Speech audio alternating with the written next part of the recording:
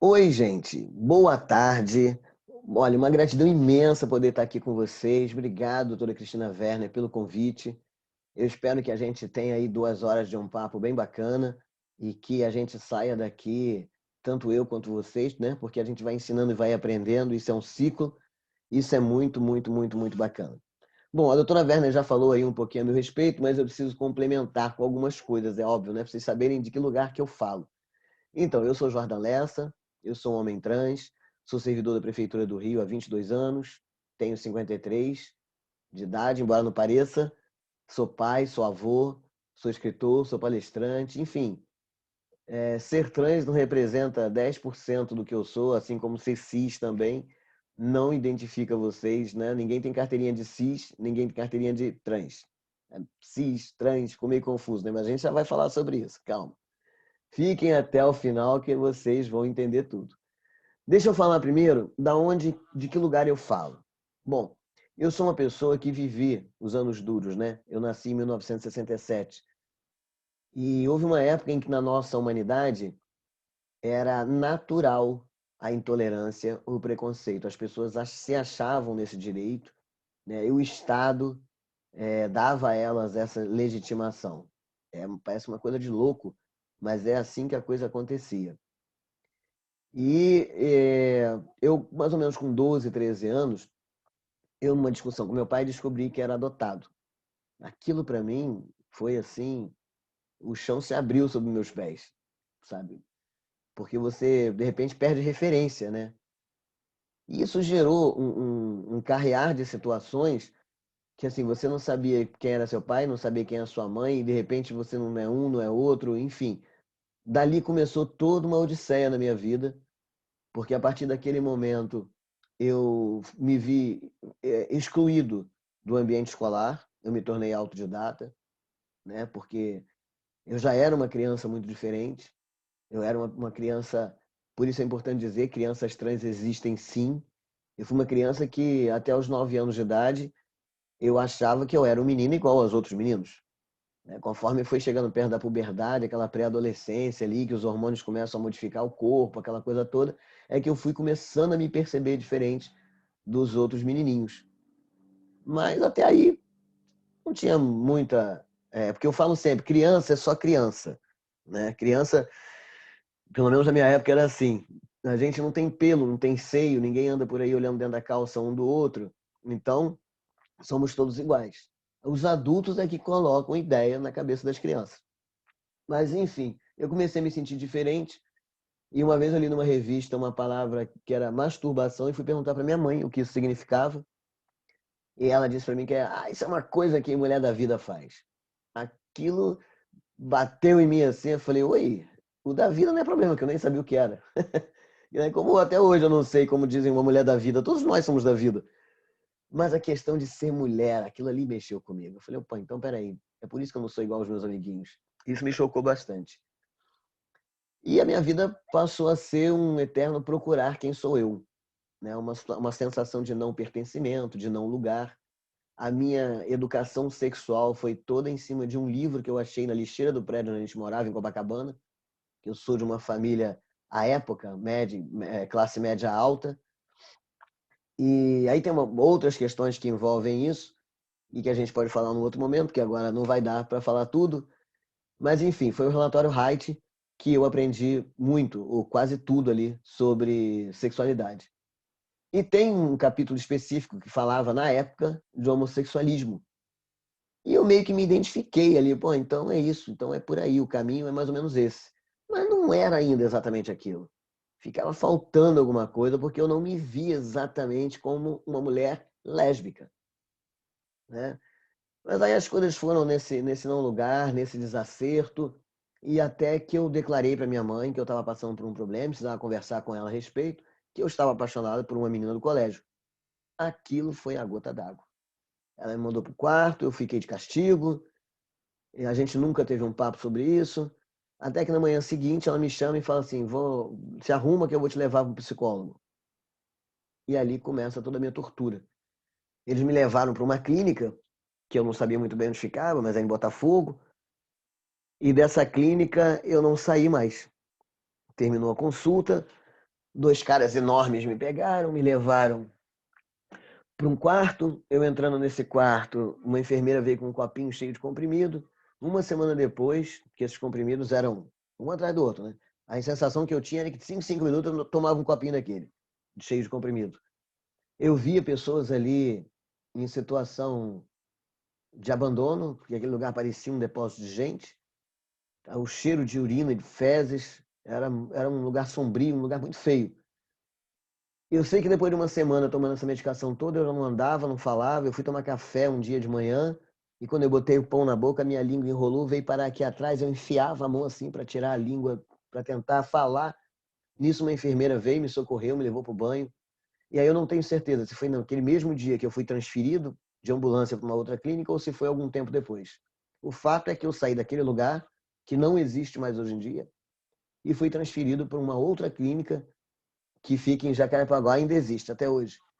Esse outro lugar era completamente diferente, ele parecia uma colônia de férias, assim, um clube, sabe? Tinha quadra de esporte, salão de jogos, era um lugar bem bacana, mas era igualmente um manicômio, né? Só era top de linha, assim, mas era igual o outro, era um manicômio do mesmo jeito.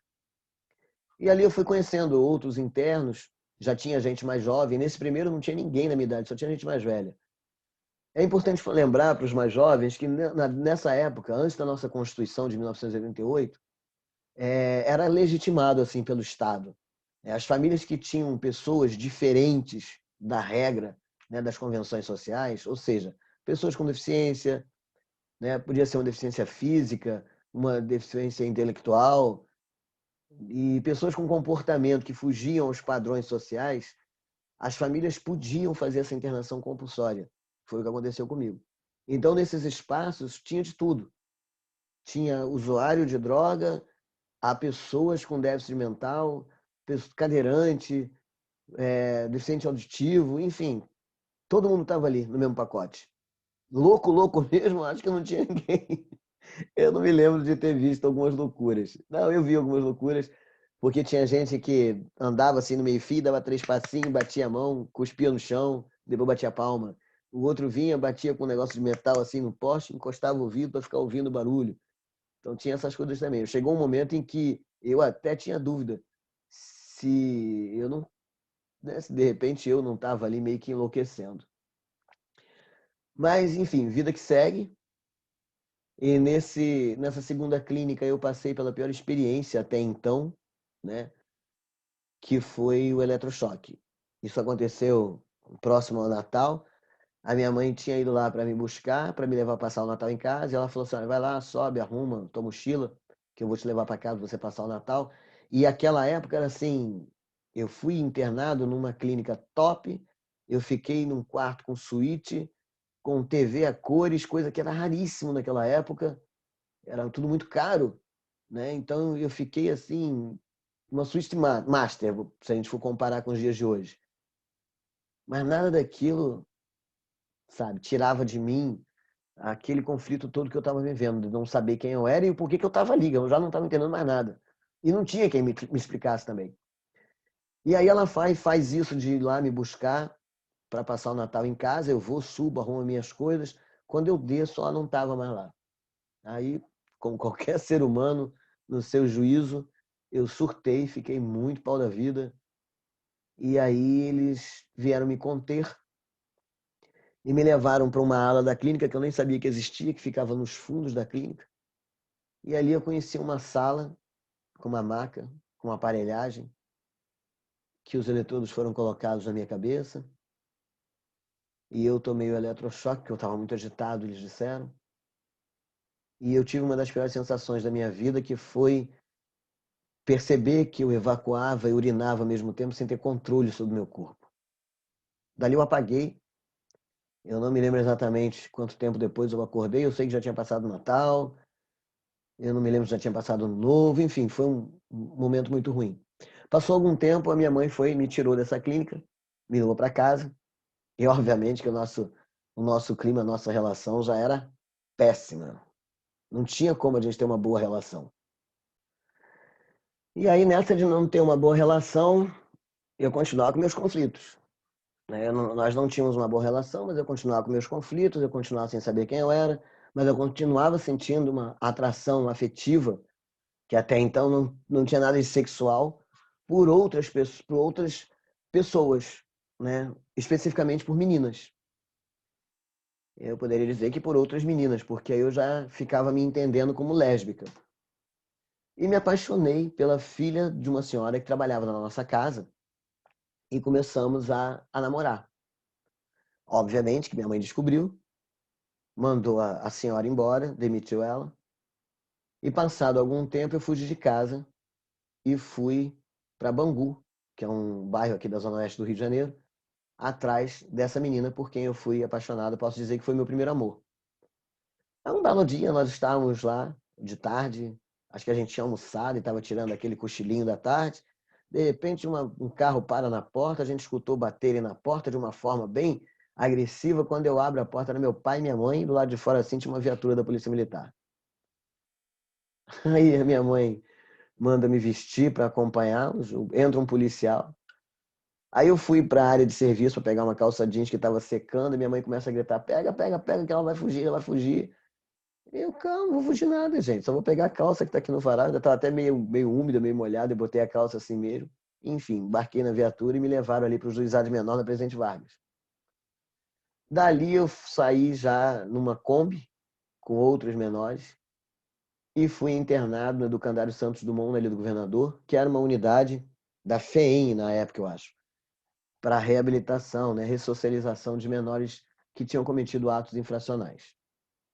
Lembrando que eu não tinha cometido ato nenhum, eu fui levado para lá porque minha mãe não tinha o controle sobre a situação. Lá eu fiquei algum tempo, também vi coisas que eu não recomendo. A minha sorte foi ter caído nas graças da pessoa lá, da interna, que era uma chefona, e aí eu fiquei meio que protegido de algumas coisas, né? Mas mesmo assim a gente passou por coisas muito sérias, tanto na relação com as internas, quanto com aqueles funcionários que deveriam tomar conta da gente. Um dos castigos mais leves ali que a gente tinha e que eu passei por ele, era acordar a gente de madrugada, quando acontecia alguma coisa dentro da unidade, colocavam a gente em pé assim num paredão, ligavam uma mangueira dessas de apagar incêndio e davam aqueles jatos de água gelada na gente. Você imagina aí eu com acho que 14 anos, franzino, aquelas coisinhas bem magrelinha, aquele jato derrubava a gente no chão. E eles iam embora e falavam pra gente assim: agora vocês fiquem aí até o sol nascer para secar vocês. E rezem para não chover. Era dessa forma que a gente era castigado. Enfim, aconteceram muitas outras coisas nessa história toda que eu conto aqui nesse meu livro, que eu lancei em 2014, já está aí bem velhinho, já está na hora de fazer outro. Mas nesse livro aqui eu conto o início da minha trajetória, né, que eu não sabia das minhas origens até o ano de 2013. O próximo tá para sair aí, já vão contar de 2013 para cá, vão atualizar essa história toda. Tem muita coisa nova que aconteceu nessa história depois do lançamento desse livro. Mas enfim, quando eu saio de lá da FEM, porque aí eu fui chamado para uma juíza ou alguém, eu não me lembro como é que era o nome na época, para fazer um depoimento, uma cariação, né, para saber por que eu estava ali, o que eu tinha feito. E aí chega-se à conclusão de que não tinha motivo de eu estar ali, que a minha família estava jogando no colo do Estado um problema que era familiar. E aí eles me mandam voltar para casa. Eu me lembro que na época eu estava tão desorientado, quando a gente pensa assim, nossa, a vítima começa a achar que o seu algoz é o seu salvador. Eu cheguei a pedir para a juíza para não sair daquele lugar. Eu me lembro que ela disse que eu não podia, que eu tinha que sair porque já tinha sido, já tinham mandado, né, que eu saísse, que eu voltasse, retornasse para casa. E eu falei para ela assim, o que eu tenho que fazer para voltar? E ela falou assim: se você cometer algum delito na rua e for pego outra vez, a gente vai te trazer para cá. Eu falei: então eu vou voltar, pode me esperar. Obviamente que depois de ter saído eu não voltei, mas para você ver como é que a gente fica muito desorientado com essas situações. Bom, saí dali, voltei para casa, o clima era péssimo, se já era ruim, ficou muito pior. E fiquei um tempo na casa da minha avó, que morava no outro quarteirão, também com Copacabana. Até que chegou um ponto em que a nossa convivência foi insuportável, eu já não estava mais frequentando a escola, e a minha mãe me bota para fora de casa. Ela bota para fora de casa não ordenando que eu saísse, mas provocando a saída. Né? Que eu acho interessante a gente pensar nisso, até que ponto é uma evasão ou até que ponto é uma expulsão. Porque, por exemplo, quando dizem assim, evadiu do sistema de educação, né? Evadiu da escola. Não, eu não estou evadindo. Eu estou sendo expulso, porque eu estou num espaço que eu não me sinto acolhido, então eu não consigo ficar ali. Tudo aquilo conspira para que eu não fique. Se eu pudesse escolher, eu ficaria. Mas como eu não me sinto acolhido, eu saio. Então isso para mim não é evasão, é expulsão.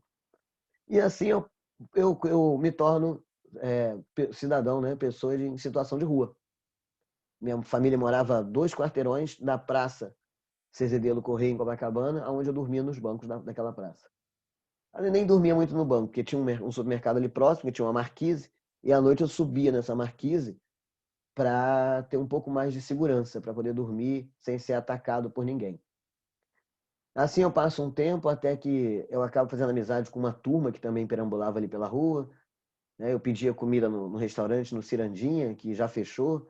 E por incrível que pareça, o Cirandinha, na minha idade adulta, foi um restaurante onde eu fui muitas vezes para reunião de negócio, para tomar um cafezinho.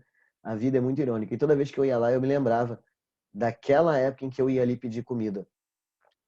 Não só no Cirandinha, como outros bares ali ao redor. Usava o banheiro, tomava banho de água doce no banheiro do posto de gasolina BR, na Avenida da Atlântica. Ou tomava banho ali na praia, na água salgada, dormia na praia quando era noite de verão. Enfim, eu me virei da melhor maneira que pude, sem cometer nenhum ato ilícito. Né? Não posso dizer que não fiz uso de droga, porque eu fiz uso de droga. É muito difícil você se manter nessa situação e se manter lúcido o tempo inteiro. E eu me juntei com essa turma, que a gente começou a ter uma amizade e decidimos viajar. Vamos viajar, vamos viajar. Vamos para onde? Vamos viajar. Nós fomos para São Paulo, né? Tudo de carona. Nós saímos daqui do CEASA do Rio de Janeiro, fomos parar na CEAGESP em São Paulo. Da CEAGESP de São Paulo, pegamos carona de novo com caminhoneiros e fomos para o sul do país. E fomos descendo, fomos para Curitiba, Florianópolis, Rio Grande do Sul, até chegar na divisa com a Argentina. E a gente chegou ali na divisa com a Argentina, entramos por uma fazenda, pulamos uma cerca, um riacho e a gente estava na Argentina. Dali fomos descendo mais um pouco, fomos para Buenos Aires, de Buenos Aires para Olavarria. Demos um tempo em Olavarria, porque um dos nossos tinha família ali, a gente ficou ali uns 3 meses, conhecendo gente, conheci muita coisa. Durante a viagem também. Não dá para contar detalhes para vocês aqui, mas tem umas passagens muito interessantes, outras muito até engraçadas, né? E algumas meio sérias, tipo, eu fui preso na Argentina e seria deportado. Nós ficamos uma semana, né, detidos lá. E foi o que foi bom, porque a gente ficou uma semana descansando, tomando banho, comendo bem. E ainda nos deram um papel, que com aquele papel a gente tinha que sair do país. Eu tinha 15 anos nessa época.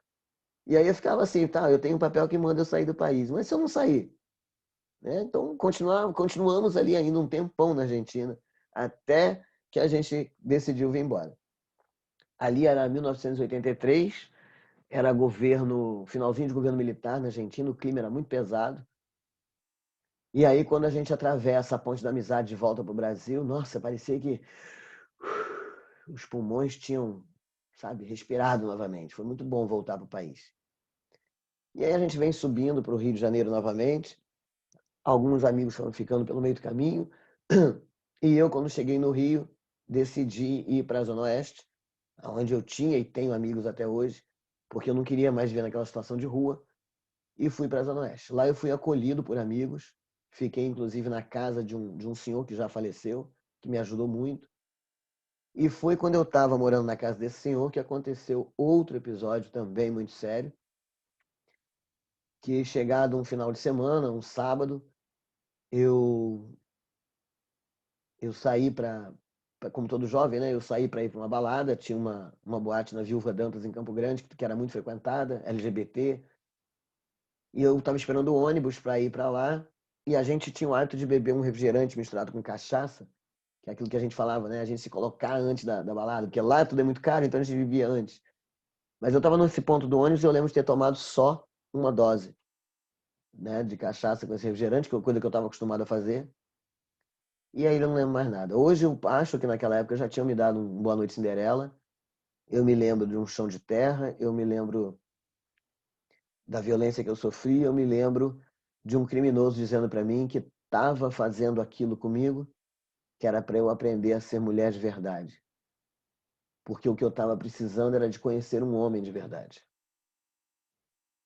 E aí, eu não me lembro do rosto dessa pessoa, esse ser. E obviamente que eu tive que fazer muita terapia para poder falar disso hoje com mais tranquilidade. A minha psicóloga diz que eu devo, né, por defesa, o nosso subconsciente apaga as coisas mais graves que a gente vivencia, os traumas que a gente vivencia. Então, provavelmente, muita coisa foi apagada daquele dia e eu acabei substituindo por outras questões. Eu me lembro daquele dia que eu, de manhã cedo, o dia estava amanhecendo, estava escuro ainda, mas o dia estava começando a clarear, e eu fui para casa e eu tomei um banho que parecia, acho que foi o banho mais demorado que eu já tomei na minha vida, porque eu sentia que a sujeira do mundo estava impregnada em mim. Eu estava sozinho em casa nesse dia, porque era final de semana, e aquele senhor que me acolheu tinha ido passar o final de semana com a família dele, com os filhos dele, que ele era separado. E eu tomei um banho muito longo, muito demorado. Nunca contei isso para ninguém. Eu senti vergonha de contar. Eu achei que não iam acreditar em mim, ou então que diriam que a culpa era minha, que eu tinha passado por aquilo porque de alguma maneira eu provoquei, né? Então eu me calei. E na época eu nem sabia que eu teria direito de abortar ou de qualquer coisa parecida. Isso não me passou pela cabeça. Eu não tinha esse conhecimento. E também não tinha quem me falasse sobre ele, porque eu não contei para ninguém o que tinha acontecido comigo. Então ficou um vácuo aí, né? Só que, quando eu completei 21 semanas, né, 5 meses depois disso ter acontecido, eu estava me sentindo muito mal e fui procurar minha mãe, porque eu tinha 16 anos, era menor de idade, dependente do plano de saúde dela, e fui procurar ela por ela, porque eu não estava me sentindo bem, eu estava tendo muito pelo no corpo e aquilo estava me preocupando. E aí, quando eu for procurar por ela, ela falou assim: olha, isso deve ser um distúrbio hormonal, porque parece que eu já tinha tido isso quando criança. Vamos te levar no endócrino. Ela marca, a gente vai para o endócrino, chega lá, ele pede um exame, se eu não me engano foi uma ultra. Eu fui fazer o exame, e no que ele passa o gel na minha barriga e passa um sensor, eu olho na tela do computador e vejo lá o meu filho com o dedo na boca, posição clássica do feto, e ele diz para mim: olha, vai ficar estranho se você for chamar ele de hormônio. E nesse momento, a minha mãe olha para mim e fala: se você quiser, eu pago, você faz uma microcesariana e tira, porque eu sei que você não quer essa criança. Eu sei que você nunca teve preparado para isso. Eu disse para ela que não. Se você me perguntar exatamente por que eu disse não, eu não sei, porque foi uma resposta que não veio daqui, ela não foi pensada. Eu acho que ela veio daqui, né? E aí decidimos levar a gravidez adiante. Eu fui para casa dela para passar o restante da gravidez lá, porque eu não tinha feito pré-natal, não tinha feito nada, eu não sabia que estava gestando. E assim, em julho de 2000, de 84, no dia 13 de julho de 1984, eu dei a luz ao meu filho. Hoje está aí um homem, tem 36 anos, é casado, meu neto, vai fazer 3 anos agora em novembro. E essas histórias todas que aconteceram, a partir do momento em que eu disse não naquele momento, me fazem entender que valeu a pena, por mais doloroso que tenha sido. Porque quando eu retorno para casa da minha mãe por causa da gravidez, né, eu tenho todo atendimento, todo acompanhamento médico. Eu pari na Tijuca, na clínica, no Hospital Santa Terezinha. Volto para casa, tenho todos os cuidados. Mas quando ele completa 4 meses, uma amiga minha pede para me visitar e para conhecer meu filho. E eu estava ali dedicado a ele, sabe? Eu queria estar do lado dele e eu estava abrindo mão de qualquer outra coisa na minha vida porque eu não queria abandoná-lo, porque eu sabia que eu era adotado e eu não queria que ele passasse pela mesma coisa. E aí essa minha amiga vai me visitar, no que ela sobe, alguém avisa que tem uma mulher indo lá. Não sei se o porteiro, não sei quem foi. E a minha mãe aparece assim do nada, sabe? E ela parecia uma leoa procurando cadê, cadê, cadê, porque eu não admito essa sem vergonhice na minha casa, aquela coisa toda, e eu tentando explicar que não tinha nada a ver, que foi só uma amiga que foi visitar, que foi conhecer meu filho, mas não adiantou dar essa explicação para ela. Por sorte, essa minha amiga tinha ido embora, que ela realmente fez uma visita rápida. Ela estava passando por Copacabana e pediu para me rever e conhecer meu filho. E foi uma visita rápida e foi embora. Mas nisso, minha mãe, nessa ira toda, aí sim ela me expulsa de casa. Porque ela disse que aquilo ela não ia admitir e me bota para fora. Eu vou lá dentro, pego as minhas coisas, arrumo meu filho, enrolo ele numa manta. Quando eu tô saindo com ele na porta, ela segura ele e fala assim: você vai, meu neto fica. E me faz fazer um papel de próprio punho, dizendo que eu estava abrindo mão do meu filho. Inclusive, aqui no livro tem uma parte onde eu mostro que, quando eu escrevi esse livro, ele foi o encerramento de um ciclo para começar outro, mas ele também foi uma catarse muito grande. Eu fiz muitas descobertas. Aqui no livro, não sei se dá para você ver, tem aqui uma cópia do que ela me fez escrever de próprio punho e aqui uma cópia de uma certidão de guarda e responsabilidade daquela criança. O detalhe é que esse documento da guarda da criança foi emitido uma semana depois que ela me expulsou de casa. E a gente sabe que a justiça não é tão rápida assim, né? Então isso me faz entender, e eu chorei muito quando eu descobri isso, quando eu estava escrevendo esse livro, que foi premeditado. Ela já tinha pensado nisso. Enfim, depois desse episódio eu fiquei uns 7 anos sem poder conviver com meu filho, vendo ele esporadicamente, na portaria do prédio, sempre acompanhado de alguém, até que ele veio morar comigo, porque aí 7 anos já é aquela idade que começa muita dor de cabeça, começa muita pergunta, e eu convivia com uma pessoa na época que era 12 anos mais velha do que eu, e não foi por mim que ela confiou em deixar meu filho ficar comigo. Eu sei que foi pela outra, por ela ser uma mulher mais velha e mais responsável.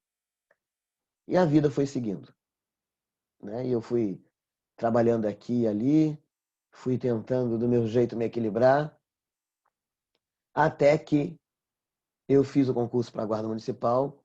Aí aconteceram outras coisas nesse caminhar. E eu estava morando na casa de uma família de favor na época em que eu entrei para a Guarda. Eu estava virando uma laje quando eu entrei para a Guarda e alguém falou para mim: ó, tem um concurso para a Guarda Municipal. E eu me arrisquei a fazer, consegui os R$ 20 da inscrição emprestados. No livro eu conto também como é que foi isso.